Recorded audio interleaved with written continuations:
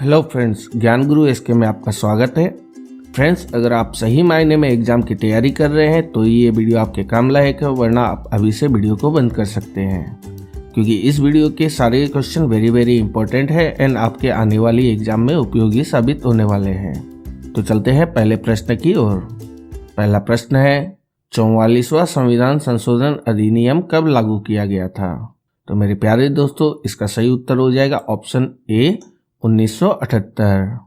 अगला प्रश्न है, किस संवैधानिक संशोधन द्वारा संविधान की 8वीं अनुसूची में 3 भाषाओं मणिपुरी, नेपाली और कोंकणी को शामिल किया गया?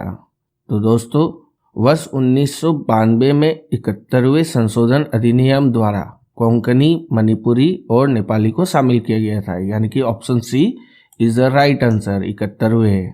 अगला प्रश्न है, किस संशोधन द्वारा नागालैंड को राज्य का दर्जा प्रदान किया गया?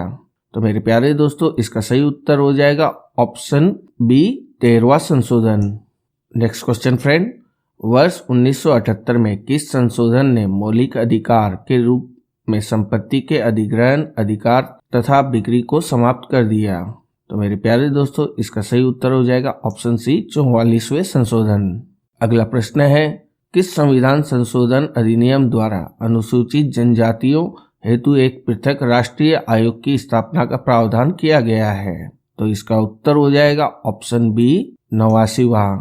दोस्तों, अगर अभी तक आपने वीडियो को लाइक नहीं किया है तो वीडियो को लाइक कर दे और अपना फीडबैक कमेंट्स में जरूर लिखे। नेक्स्ट क्वेश्चन फ्रेंड, भारत के संविधान में निम्नलिखित में से किस संशोधन के तहत चुनाव के बाद किसी अन्य पार्टी को अवैध बना दिया जाता है? तो मेरे प्यारे दोस्तों, इसका सही उत्तर हो जाएगा ऑप्शन सी 52वें। संविधान के 52वें संशोधन अधिनियम 1985 ने भारत में दल बदल विरोधी से संबंधित प्रावधान किए हैं। इसमें उस प्रक्रिया को निर्धारित किया जिसके द्वारा विधायकों को दल बदल के आधार पर अयोग्य घोषित किया जा सकता है और अनुसूचित 10 को सम्मिलित किया जा सकता है। अगला प्रश्न है, केरल सरकार के द्वारा 14 जनवरी 2020 को सर्वोच्च न्यायालय में नागरिकता संशोधन अधिनियम के विरुद्ध याचिका दायर करने के लिए भारत के संविधान के किस अनुच्छेद का प्रयोग किया गया था? तो दोस्तों, इसका सही उत्तर हो जाएगा ऑप्शन डी अनुच्छेद 131। अगला प्रश्न है, संविधान में किया गया कौन सा संशोधन भारत का लघु संविधान कहलाता है तथा जिसे वर्ष 1976 में राष्ट्रीय आपातकाल के दौरान लाया गया था? तो इसका सही उत्तर है ऑप्शन डी 42वां। दोस्तों, 42वें संशोधन अधिनियम 1976, इसे भारत का लघु संविधान कहा जाता है और इसे राष्ट्रीय आपातकाल के दौरान लाया गया था। दोस्तों, अगला प्रश्न है, प्रत्येक संसदीय बैठक का पहला घंटा किसके लिए होता है? तो दोस्तों, इसका सही उत्तर हो जाएगा ऑप्शन सी प्रश्नकाल। अगला प्रश्न है, भारत के राष्ट्रपति की यह शक्ति कि वह किसी मामले को मंत्रिपरिषद के पास पुनर्विचार के लिए वापस भेज सकता है, संविधान में किस संशोधन के द्वारा सम्मिलित की गई थी? तो इसका उत्तर हो जाएगा ऑप्शन डी 44वें संशोधन द्वारा। दोस्तों, हमारी वीडियो की नोटिफिकेशन रेगुलर पाने के लिए चैनल को सब्सक्राइब कर ले, क्योंकि हम इसी तरह और भी एजुकेशनल वीडियोस लाते रहते हैं। अगला प्रश्न है, किस संशोधन ने मंत्रिपरिषद के आकार को सदन के कुल आकार के 15% तक सीमित कर दिया? तो इसका सही उत्तर है ऑप्शन सी 91वें संशोधन।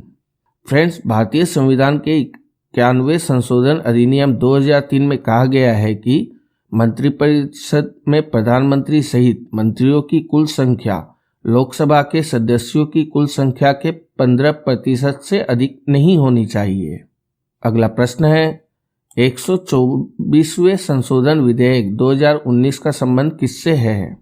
तो मेरे प्यारे दोस्तों, इसका सही उत्तर है ऑप्शन डी आर्थिक आरक्षण।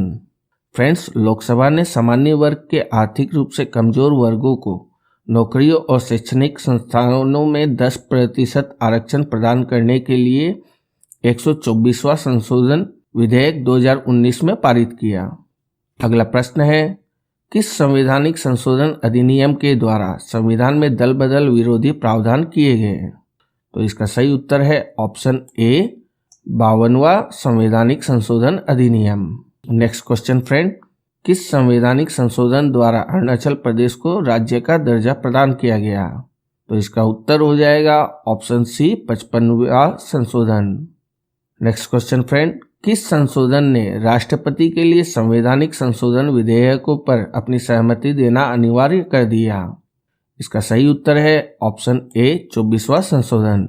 दोस्तों, भारत के संविधान का 24वां संशोधन अधिनियम संसद को संविधान के किसी भी प्रावधान में संशोधन करने में सक्षम बनाता है। जब संविधान संशोधन विधेयक उनके सामने पेश किया जाता है तो यह राष्ट्रपति के लिए अपनी सहमति देना भी अनिवार्य बनाता है। 16वां प्रश्न, किस संविधान संशोधन अधिनियम द्वारा उच्च न्यायालय के न्यायाधीशों की सेवा मुक्ति की आयु 60 वर्ष से बढ़ाकर 62 वर्ष कर दी गई? तो इसका सही उत्तर है ऑप्शन बी 15वां। दोस्तों, 15वां संशोधन 1963, इसके अंतर्गत उच्च न्यायालय के न्यायाधीशों की सेवा मुक्ति की आयु 60 से बढ़ाकर 62 वर्ष कर दी गई तथा अवकाश प्राप्त न्यायाधीशों की उच्च न्यायालय में नियुक्ति का प्रावधान बनाए गए। अगला प्रश्न है, संविधान के 91 संशोधन के अनुसार मुख्यमंत्री सहित कुल मंत्रियों को मिलाकर किस राज्य के मंत्रिमंडल में मंत्रियों की संख्या उस राज्य की विधानसभा की कुल सदस्यों के कितने प्रतिशत से ज्यादा नहीं हो सकती? इसका सही उत्तर हो जाएगा ऑप्शन ए 15%। 18वां प्रश्न, संविधान का कौन सा भाग संविधान संशोधनों से संबंधित है? तो इसका सही उत्तर हो जाएगा ऑप्शन डी भाग 20। अगला प्रश्न है, किस संवैधानिक संशोधन द्वारा पांडिचेरी विधानसभा के निर्वाचित सदस्यों को राष्ट्रपति के निर्वाचक मंडल में शामिल करने का प्रावधान किया गया है? इसका सही उत्तर है ऑप्शन बी 70वें। अगला प्रश्न है, किस संविधान संशोधन अधिनियम द्वारा लोकसभा तथा विधानसभाओं की सीटों की संख्या में वर्ष 2026 तक कोई परिवर्तन न करने का प्रावधान किया गया था? इसका सही उत्तर है ऑप्शन बी 84वां। फ्रेंड्स, आशा करता हूं कि इस वीडियो की जानकारी आपके लिए उपयोगी साबित होगी एंड वीडियो को एंड तक देखने के लिए आपका बहुत बहुत धन्यवाद दोस्तों।